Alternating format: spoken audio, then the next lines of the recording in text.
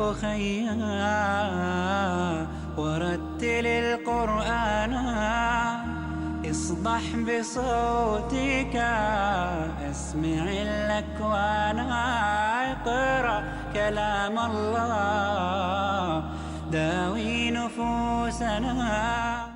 جس ٹاپک پر میں آپ کے سامنے خطبہ جمعہ پیش کرنے جا رہا ہوں عنوان ہے علم اور علماء کی اہمیت 10 سنہری واقعات کی روشنی میں انشاءاللہ.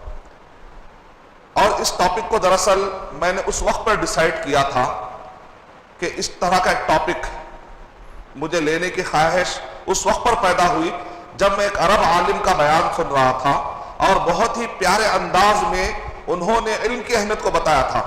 میں نے کہا کہ اگر یہ نقطے اردو میں اگر میں بتا سکا تو بہت سارے اردو جاننے والے بھائیوں کے اندر اسلامی، ایمانی اور شرعی معلومات حاصل کرنے کا انشاءاللہ جذبہ پیدا ہو جائے گا انشاءاللہ. انہوں نے جو سٹارٹ لیا وہ سٹارٹ مجھے بڑا پسند آیا. انہوں نے سٹارٹ اس طریقے سے لیا، کہا کہ اس مسجد میں نماز پڑھنے کے لیے جتنے بھی مومن بھائی مسلمان تشریف لائے ہیں یقیناً ان سب کو نماز پڑھنے کا بڑا شوق ہے، تبھی تو مسجد میں آئے ہیں. نماز پڑھنے کا بڑا شوق ہے اور بہت ایک مومن نماز جب چھوٹ جاتی ہے تو اس کو بڑا غم ہو جاتا ہے. ایک مومن جب آغاز سنتا ہے تو اس کو اپنے سارے کام معمولی نظر آتے ہیں. لیکن سوال یہ ہے بغیر علم کے یہ نماز پڑھ کے تو بتائیے. جب تک آپ کے پاس علم نہیں رہے گا آپ کتنا بھی چاہ لیں، کتنا بھی پسند کر لیں، آپ کو یہ معلوم کیوں نہ ہو جائے کہ اسلام کے 5 ارکان میں سے ایک رکن ہے، آپ کو اہمیت کا اندازہ ہو جائے، فضیلت معلوم ہو جائے، لیکن اگر آپ کو یہ معلوم نہ ہو کہ نماز کیسے ادا کی جاتی ہے بغیر علم کے نماز پڑھ کے تو بتا کے دیکھیے، ہو ہی نہیں سکتا. مومن کی خواہش ہوتی ہے کہ اس کی زندگی میں اس سے کوئی انجانے سے بھی شرک نہ ہو، اور اس کی بڑی خواہش ہوتی ہے کہ توحید میں اور شرک میں فرق کر کے لائف گزارے. بغیر علم کے توحید اور شرک میں فرق کر کے تو بتا لو، ہو ہی نہیں سکتا. علم کی کتنی اہمیت ہے، علم کی کتنی اہمیت ہے اس کا آپ کو اندازہ لگ جائے گا. مومن کی بڑی خواہش ہوتی ہے کہ وہ سنت پر چلتا رہے اور بدعت سے انجانے میں بھی بدعت میں نہ پڑے. بغیر علم کے شرک اور بدعت میں فرق کر کے تو بتلائیے، ہو ہی نہیں سکتا. آدمی کو جب تک معلومات نہیں ہوں گے ہو سکتا ہے کہ وہ توحید کو شرک سمجھ جائے اور شرک کو توحید سمجھ جائے، ہو سکتا ہے کہ وہ سنت کو بدعت سمجھ جائے اور بدعت کو سنت سمجھ جائے. مومن کی خواہش ہوتی ہے کہ وہ معاملت داریوں میں حرام کے قریب نہ جائے، وہ کمائی میں حرام کے قریب نہ جائے. بغیر علم کے حلال و حرام میں فرق کر کے تو بتلائیے، نہیں ہو سکتا.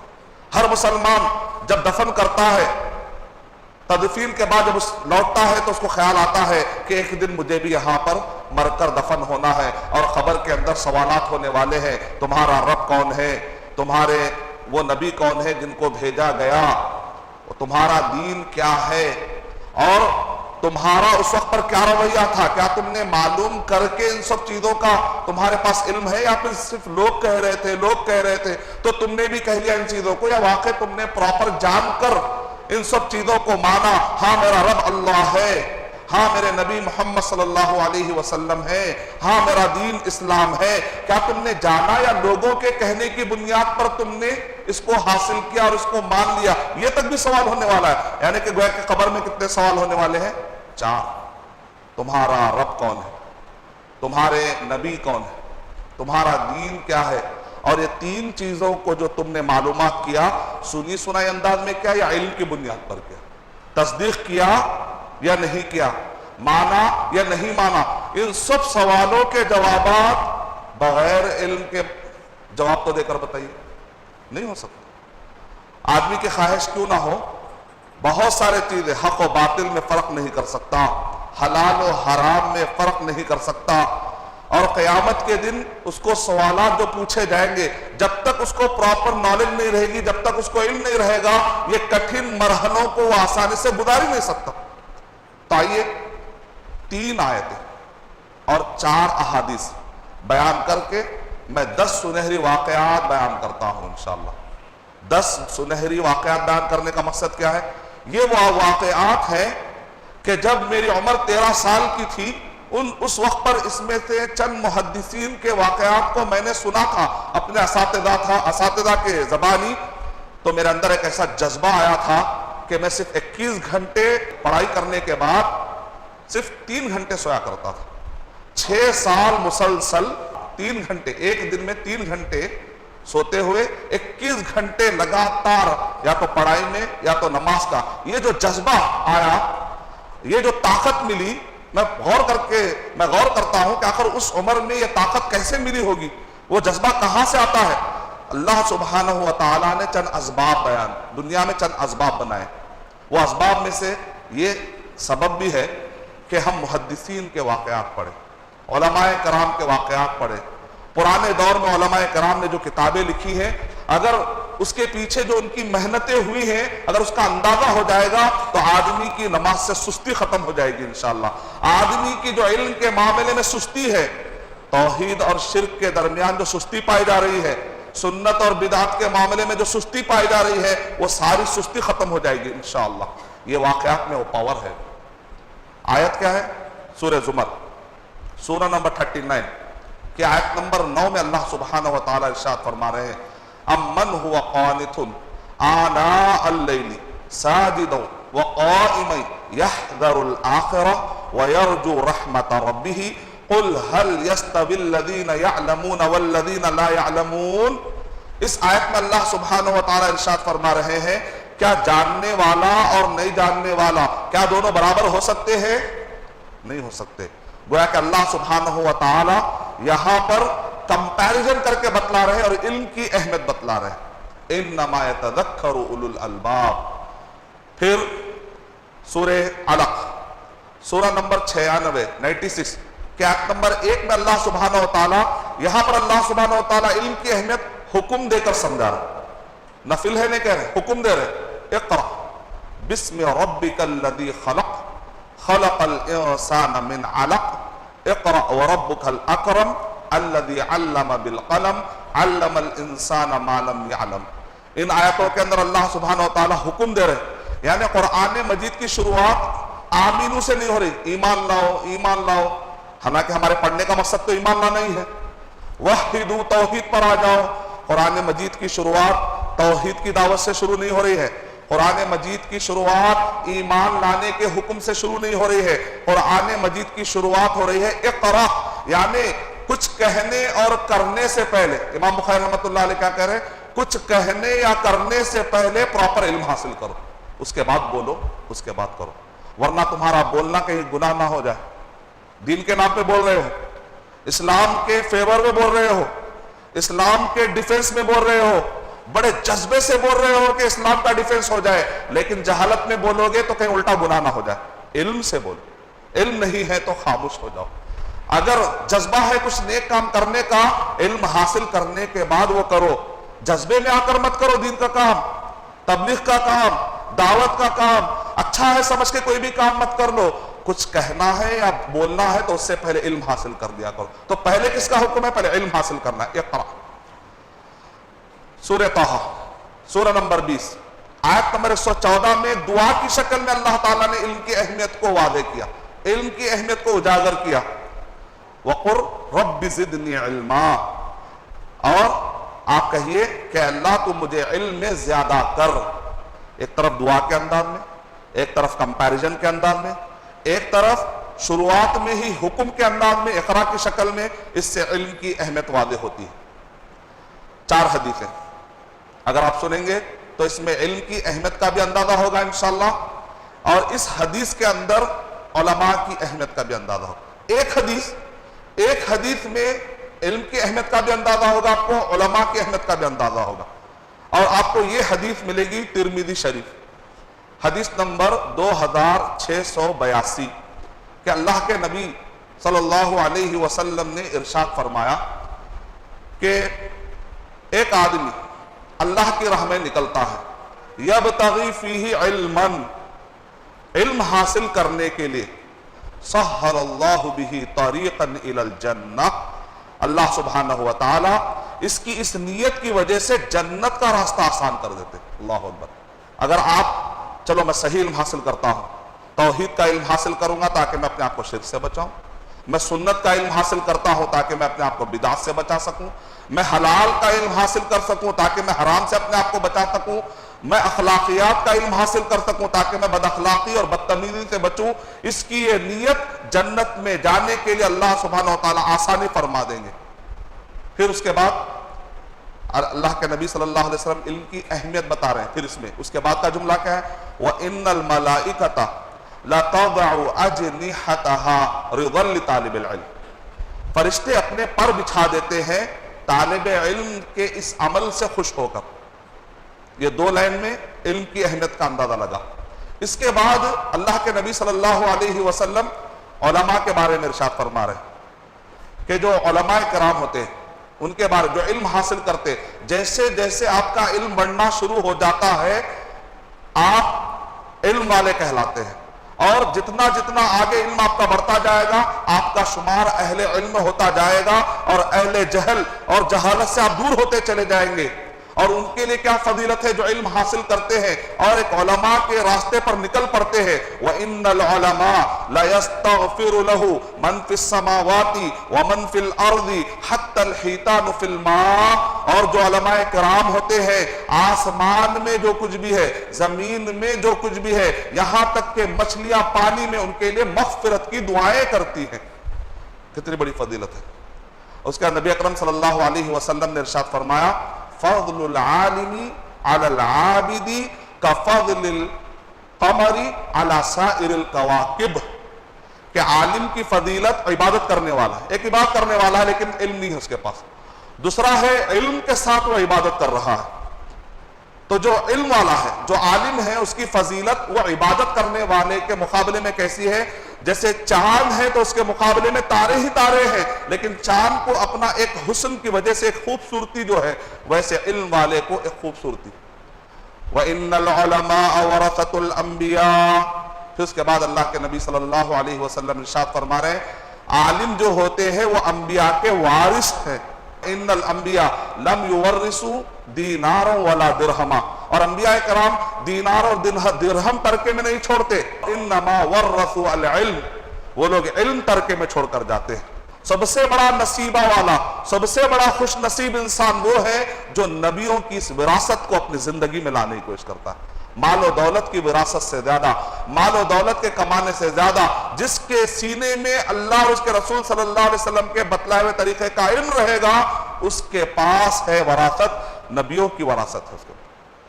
اس ایک حدیث کے اندر اللہ کے نبی صلی اللہ علیہ وسلم نے علم کی بھی فضیلت بتائی اور علماء کرام کی بھی فضیلت بتائی۔ اور ایک حدیث سنن ابن ماجہ حدیث نمبر 224، طلب العلم فریضۃ علی کل مسلم، انس رضی اللہ تعالیٰ اس کے راوی ہیں، کہتے ہیں کہ اللہ کے نبی صلی اللہ علیہ وسلم نے ارشاد فرمایا علم کا حاصل کرنا فرض ہے، جیسے نماز فرض ہے، نماز فرض ہے ہمارے دماغ میں بیٹھا ہوا ہے، تو ہم جمعہ کے دن خاص طور سے دیکھیں گے وہ فرض ہمیں یاد آتا ہے۔ عام دنوں میں اگر یاد نہ بھی آئے لیکن جمعہ کے دن تو برابر یاد آتا ہے، کیونکہ ہمارے دماغ میں ہے کہ نہیں یہ فرض ہے، نماز فرض ہے۔ ویسے ہی علم کا حاصل کرنا بھی فرض ہے، طلب العلم فریضۃ علی کل مسلم۔ اور ایک حدیث ترمذی، اللہ کے نبی صلی اللہ علیہ وسلم نے ارشاد فرمایا لا تزول قدم ابن آدم، آدم کے بیٹے کا قدم ہٹ نہیں سکتا یوم القیامت، قیامت کے دن، من عند ربہ، اس کے رب کے پاس سے، حتی یسأل عن خمس، جب تک کہ اسے 5 سوالات نہ کر لی جائے۔ چیزیں 4 ہیں، سوالات 5، 4 چیزوں کے بارے میں سوال ہوگا لیکن سوالات 5 ہوں گے۔ چیزیں 4 ہیں، سوالات 5 ہیں۔ عن عمرہ فیما افناہ، اس کے عمر کے بارے میں پوچھا جائے گا، بتا تیری عمر تو نے کہاں پر گوائی۔ وعن شبابہ فیما ابلاہ، اس کی جوانی کے بارے میں پوچھا جائے گا، بتا تو نے تیری جوانی کہاں کمزور کی۔ یہ جو جوانی ہے نا اس کے بارے میں پوچھا جائے گا، یہ جو عمر ہے اس کے بارے میں قیامت میں پوچھا جائے گا۔ عمر کے بارے میں 1 سوال، عمر کے بارے میں 1 سوال، جوانی کے بارے میں 1 سوال، لیکن جب مال کا مسئلہ آیا تو 2 سوال، من این اکتسبہ وفیما انفقہ، کہاں سے تو نے کمایا اور کہاں پر تو نے خرچ کیا۔ کچھ لوگ ہوتے ہیں حلال طریقے سے کماتے ہیں لیکن عیاشی میں، اسراف میں، جہیز میں، ناجائز جگہوں پہ لگا دیتے ہیں، اور کچھ لوگ ہوتے ہیں حرام طریقے سے کماتے ہیں، مسجدوں میں، دعویٰ سینٹرز میں، نیک کاموں میں لگا دیتے ہیں، دو بھی غلط کام ہے۔ تیسرے لوگ وہ ہیں جو حرام جگہ سے نکالتے ہیں، حرام جگہ پر لگا دیتے ہیں، یہ بھی غلط ہے۔ سب سے بہترین خوش نصیب وہ لوگ ہیں جو کماتے وقت پر بھی دھیان دیتے ہیں کہ کہاں سے لا رہا ہوں، کیونکہ ہمارے تقدیر میں رزق لکھا ہوا، اب ہماری مرضی ہے۔ مثال طور پہ اگر میرے تقدیر میں 2 کروڑ لکھے ہوئے ہیں مرنے سے پہلے، 2 کروڑ ڈالر، لیکن میں کیا کرتا ہوں، 1 کروڑ ڈالر میں حرام سے کماتا ہوں، 1 کروڑ ڈالر میں حلال سے کماتا ہوں، تو یہ میری بیوقوفی ہوئی۔ اگر میں صبر کرتا تو وہ پورا حلال سے آنے والا تھا، لیکن میں جلد بازی کر کے کیا کیا، اپنے حصے کو میں نے غلط طریقے سے لے لیا۔ تو صحیح طریقہ یہ ہے حلال سے کمائے اور حلال میں آدمی اس کو لے جا کر رکھے۔ اور علم کے بارے میں پوچھا جائے، ماذا عمل بماذا علم، جو کچھ بھی علم حاصل ہو رہا ہے اس کے بارے میں پوچھا جائے گا۔ کچھ لوگ یہ ذہن میں تھیوری بٹھا لیتے ہیں، علم حاصل کرے تو عمل کرنا پڑتا، لہذا علم حاصل مت کرو، نہیں۔ تو اس وجہ سے ہمارے نوجوان بچے کب آتے، خطبہ کے لیے جب خطیب اترتا ہے اس وقت پر اکثر لوگ داخل ہوتے، اسی لیے سب کو کیا رہتا، اعلیٰ اولا واعز واجل، سب بچوں کا رہتا، کیونکہ وہ ٹائم پہ داخل ہوتے تو علم حاصل کرے تو عمل کرنا پڑتا، پہلے آنا چاہیے۔ علم حاصل کرنے کا جذبہ بھی ہونا چاہیے، یہ فرض ہے معلوم بھی ہونا چاہیے، اور پھر اس پر عمل کرنے کا بھی جذبہ ہونا چاہیے، کیونکہ قیامت میں اس کے بارے میں پوچھا جائے گا۔ تو اللہ کے نبی صلی اللہ علیہ وسلم نے علم کے بارے میں جو ارشاد فرمایا ہے، اور ایک دعا حدیث میں بھی سکھائی گئی، جیسا قرآن مجید میں ہم کو دعا سکھائی گئی علم کے بارے میں، رب زدنی علما، سنن ابن ماجہ حدیث نمبر 925 میں ہم کو روزانہ دعا سکھائی گئی، اللہم انی اسألک علما نافعا ورزقا طیبا وعملا متقبلا۔ علم نافع، اللہم انی اسألک علما نافعا، کبھی بھی علم مانگیے، زیادہ علم کے ساتھ ساتھ اے اللہ وہ جو بھی تو علم دے رہا ہے وہ فائدہ مند علم دے۔ قرآن مجید میں ہم کو دعا سکھائی گئی زیادہ علم دے، حدیث میں ہم کو یہ دعا سکھائی گئی جو بھی زیادہ علم لے گا وہ نفع والا علم ہونا چاہیے۔ گویا کہ 2 دعائیں ہیں، اے اللہ تو کثیر علم دے، تو نافع علم دے، دونوں دعائیں کری، صرف زیادہ علم مت مانگیے، زیادہ علم کے ساتھ ساتھ نفع والا علم بھی مانگیے۔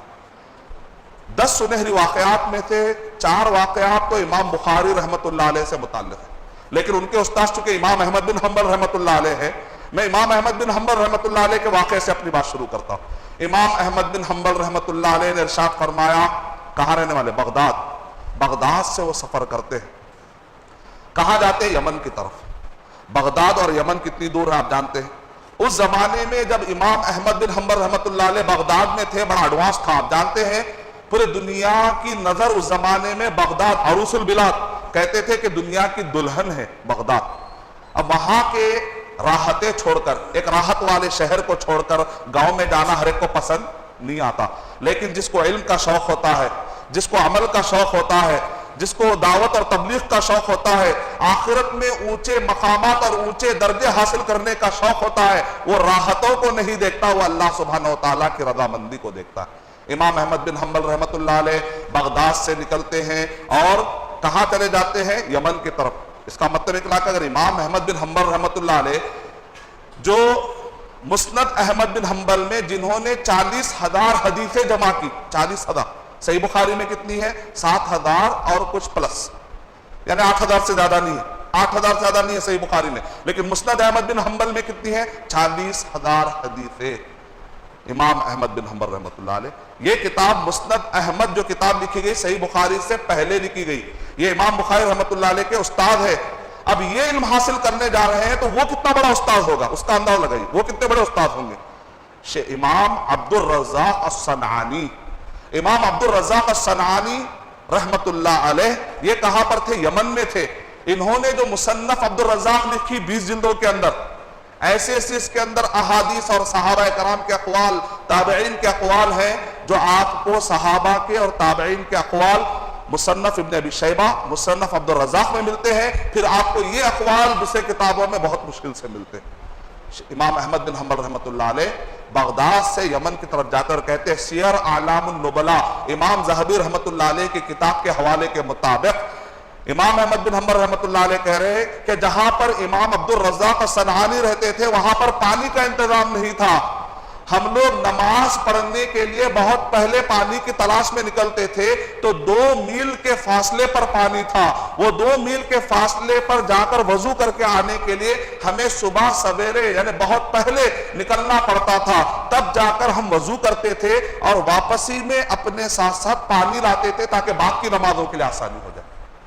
آج صرف ایک سوئچ آن کرنا ہے، وہ کرنے نہیں ہوتا، صبح میں اٹھ کے پانی گرم کرنا ہے، وہ کرنے نہیں ہوتا۔ ہمارے سستیوں کا حال یہ ہے، ہمارے وضو اتنے چکے ہیں کہ وضو کیسے کرنا نہیں معلوم، وہ نماز کیسے ادا کرنا نہیں معلوم۔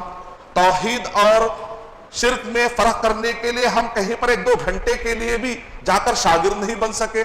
سنت اور بدعت میں کیسے فرق کرنا ہے، 1-2-3 گھنٹے کے لیے کسی عالم کے پاس بیٹھ کر شاگردی حاصل کرنے کا ٹائم نہیں ہمارے پاس۔ حلال و حرام میں فرق کرتے ہوئے بزنس کرنے کے لیے 3-4 گھنٹے یا 1 مہینہ یا 2 مہینہ اس کے متعلق کورس حاصل کرنے کا ٹائم نہیں ہے، لیکن وہ کمانے کے لیے ہم MBA کرتے ہیں 2 سال کا، MCA کرتے ہیں 2 سال کا، BCom کرتے ہیں ہم 3 سال کا، انجینئرنگ کرتے ہیں ہم، میڈیسن کے کورسز کرتے ہیں، لیکن ہمارے آخرت کی کامیابی کے لیے جو کورس کی ضرورت ہے 1 مہینہ یا 2 گھنٹے ایک عالم کے پاس پراپر طریقے سے پڑھنے کا ہم اندر جذبہ نہیں آتا۔ لیکن امام احمد بن حنبل رحمۃ اللہ علیہ بغداد سے نکل کر یمن کی طرف چلے جاتے ہیں جہاں پر پانی کا انتظام سے وضو کرنے کے لیے 2 میل چلنا پڑتا ہے۔ اندازہ لگائیے کتنی محنتیں انہوں، یہ کیا محنتیں جو تھی کس کے لیے تھی؟ علم حاصل کرنا۔ امام بخاری رحمۃ اللہ علیہ کا واقعہ، امام بخاری رحمۃ اللہ علیہ نے جتنا چلا ہے اس کو کاؤنٹ کرنے کی کوشش کی گئی، کہا کہ اگر سیدھے میں ایک ہی رخ پہ پورے زمین کا اگر کوئی آدمی چکر لگائے گا چل کر، سواری کے ساتھ نہیں، چل کر، تو دنیا کے 2 چکر پورے ہو جائیں گے۔ امام بخاری رحمۃ اللہ علیہ، امام خطیب بغدادی رحمۃ اللہ علیہ کہتے ہیں کہ امام بخاری رحمۃ اللہ علیہ کو اگر پتا چل گیا کہ کہیں پر ایک حدیث بھی موجود ہے، کوئی ایک حدیث بیان کرنے والا، جتنے شہر، جتنے سٹی، جتنے گاؤں، قریہ جاتے تھے اور پورے انہوں نے فہرست بتائی کہ امام بخاری رحمۃ اللہ علیہ نے کہاں قدم رکھا، سیریا کے کن مقامات میں قدم رکھا، کوفہ کے کن مقامات میں قدم رکھا، بصرہ کے کن مقامات میں، حجاز کے یہاں تک کہ مصر، اسکندریہ تک انہوں نے وہاں پر تک سفر کیا، یمن تک سفر کیا، جہاں جہاں تک وہ ممکن ہو سکے، ایک بھی وہ شہر نہیں چھوڑا جہاں پر کوئی محدث پایا جاتا، اتنا سفر۔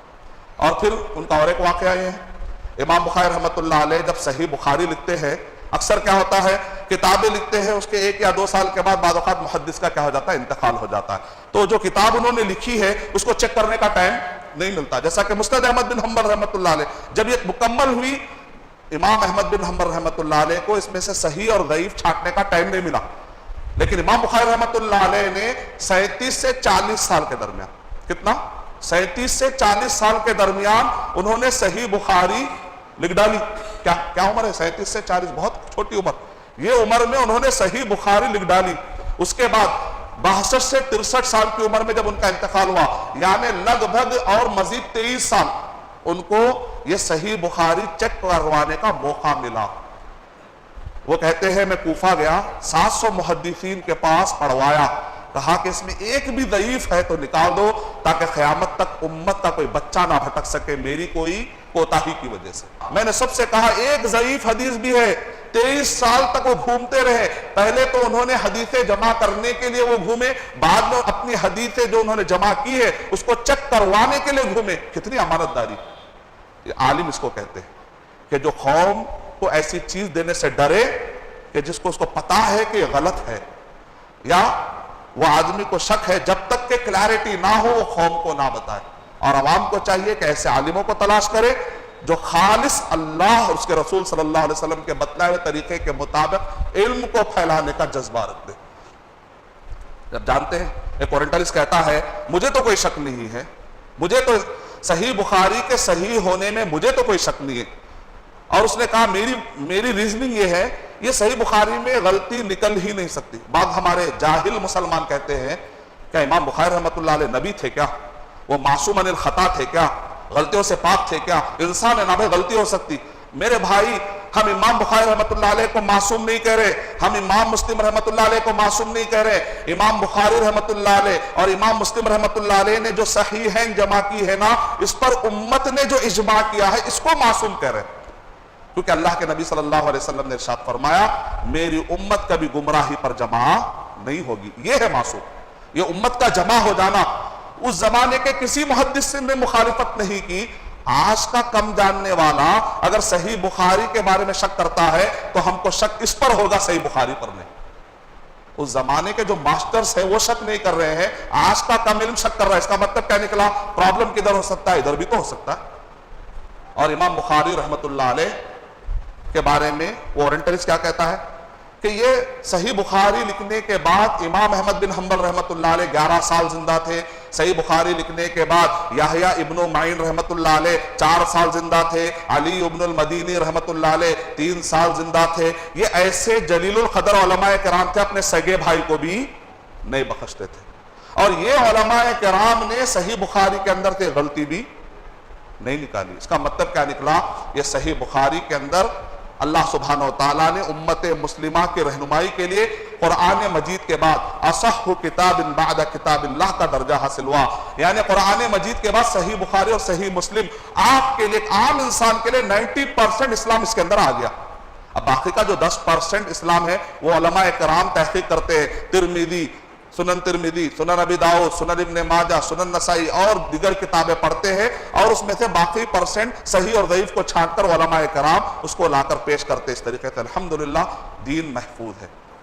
اور ایک واقعہ، امام بخاری رحمۃ اللہ علیہ کہتے ہیں کہ نبی اکرم صلی اللہ علیہ وسلم کی جو قبر شریف ہے وہاں اور ممبر کے درمیان بیٹھ کر میں نے صحیح بخاری لکھی. اور سیر اعلام النبلاء اور ہدی الساری، فتح الباری کا مقدمہ، اس کے اندر لکھتے ہیں کہ جب بھی وہ حدیث داخل کر رہے ہیں 2 رکعت نماز پڑھ رہے ہیں. علماء کرام نے واقعہ نقل کیا. اور یہ جو قبر شریف اور ممبر کے درمیان امام بخاری رحمۃ اللہ علیہ یہاں پر لکھ رہے ہیں، کیونکہ یہ وہ مقامات ہے جہاں پر شیطان کے وسوسے اور شیطان کی طرف سے کوئی بھی غلط قسم کے وسوسے آنے کا آدمی بچ جاتا ہے. اتنی بڑی، کیونکہ امت کیا کہ بڑا کام ہو رہا ہے، تو ایسے وقت پر بہت ہی اہتمام کے ساتھ کام کرنا چاہیے. اور کہتے ہیں رات میں جب چاندنی ہوتی تھی 13، 14، 15 جو چاندنی راتیں ہوتی ہیں، اس میں بڑی روشنی ہوتی ہے. محدثین کے لیے بڑی خوشی کا ٹائم ہے، کیونکہ ان کو آگ جلانا اور آگ سلگانا یا چراغ جلانا یا چراغ سلگانے کی نوبت نہیں آتی نا. ڈائریکٹ روشنی مل رہی بغیر کسی بیٹری ڈاؤن ہونے کے ڈر کے اور بغیر کسی چارج کے. وہاں پر سے روشنی آ رہی. کہہ رہے ہیں کہ میں نے رات میں التاریخ الکبیر لکھی. تاریخ الکبیر کیا ہے؟ 9 جلدوں میں. اس کے اندر سینکڑوں راوی مانے حدیث کے روایت کرنے والے التاریخ الکبیر رات میں لکھ رہے ہیں. اور وہ کہاں ہے؟ اللیالی المقمرہ، چاندنی راتوں میں. اور دن میں کیا لکھ رہے ہیں؟ صحیح البخاری. آپ اندازہ لگائیے کہ امام بخاری رحمۃ اللہ علیہ کی راتیں کیسے گزر رہی تھی اور دن کیسے گزر رہا تھا. یہ تو چاندنی راتیں ہیں. اب جب چاندنی راتیں نہیں ہوتی تھی تو کیا ہوتا تھا؟ ان کے ایک مہمان کہتے ہیں کہ ایک مرتبہ میں نے امام بخاری رحمۃ اللہ علیہ کے پاس مہمان نوازی کا شرف حاصل کیا. رات میں جب میں سونے لگا، امام بخاری رحمۃ اللہ علیہ بھی سو رہے تھے. اچانک امام بخاری رحمۃ اللہ علیہ اٹھتے ہیں، چراغ کو روشن کرتے ہیں اور کچھ نقطہ لکھتے ہیں، سو جاتے ہیں. میں نے سمجھا شاید ایک مرتبہ ہوگا، دوسری مرتبہ، تیسری مرتبہ، یہاں تک کہ رات میں 22 مرتبہ امام اٹھتے ہیں اور ایک نقطہ لکھتے ہیں اور سو جاتے ہیں.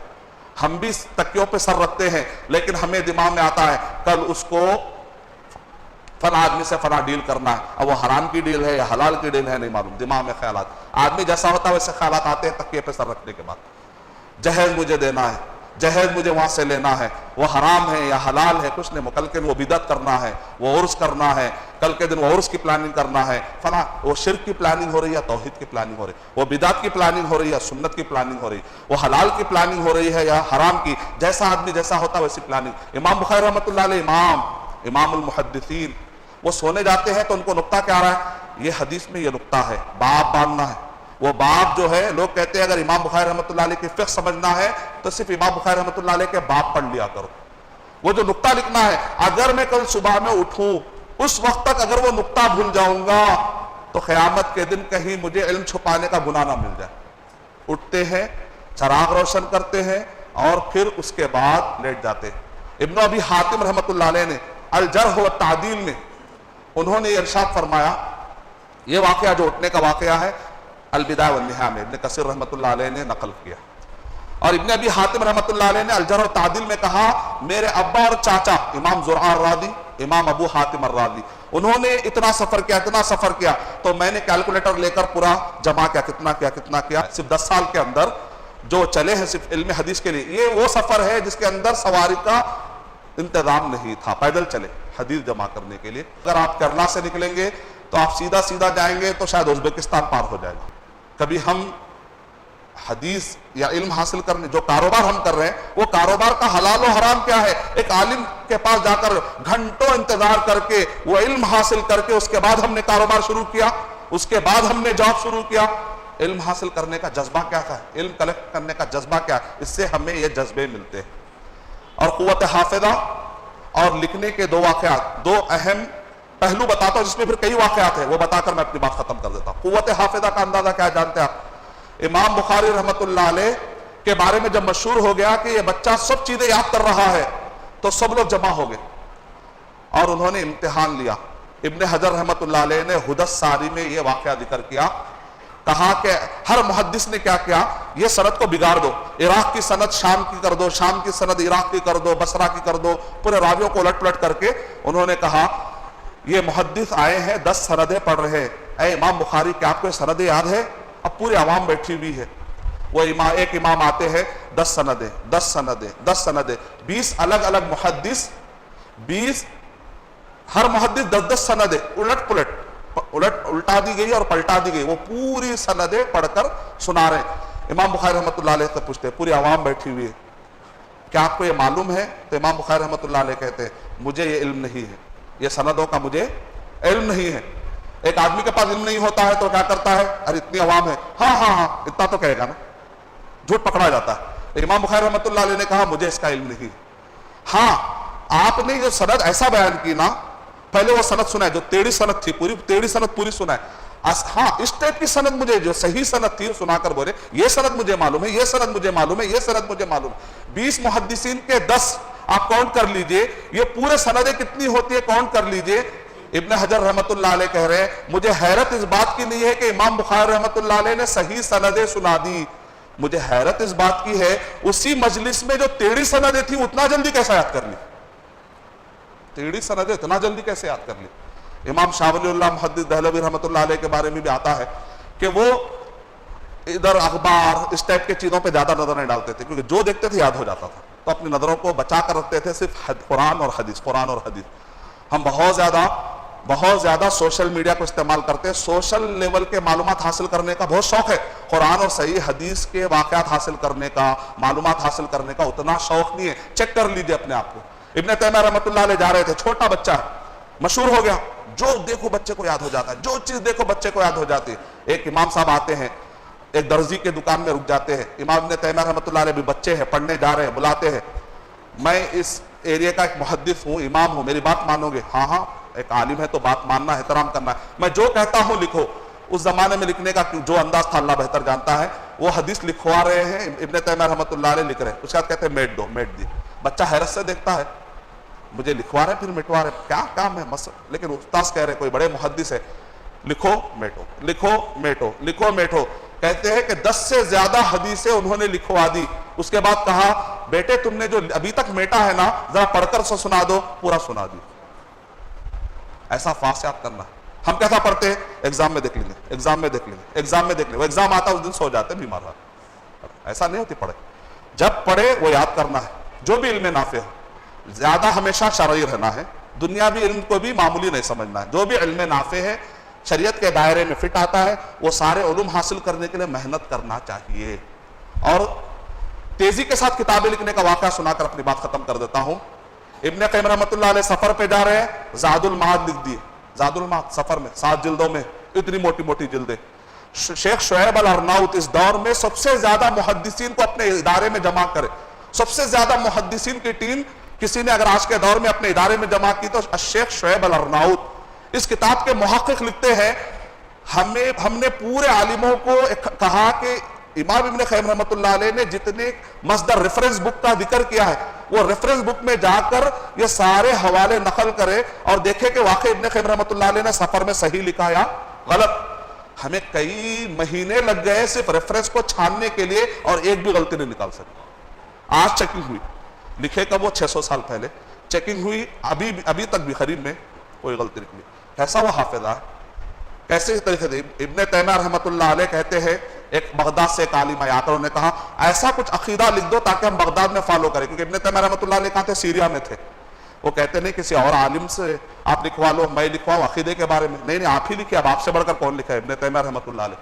ٹھیک ہے, اثر سے شروع کرے مغرب تک لکھ دیا العقیدہ الواسطیہ. واسط کیا ہے, بغداد اور کوفہ کے پاس ایک گاؤں کا نام ہے واسط, چونکہ وہ خادم وہاں سے آئے تھے. العقیدہ الواسطیہ, ان کے کہنے پر یہ کتاب لکھی گئی.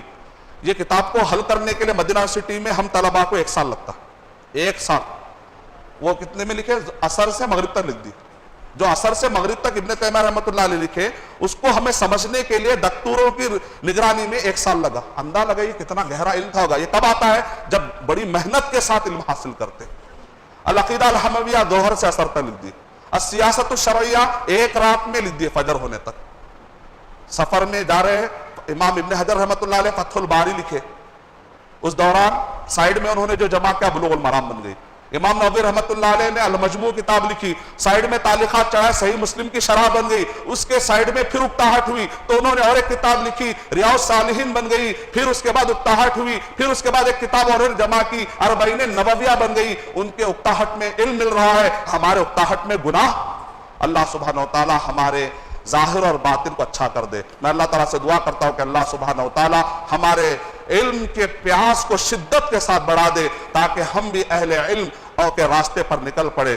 آمین وآخر دعوانا الحمدللہ رب العالمین. For authentic Islamic information, please log on to www.askislampedia.com.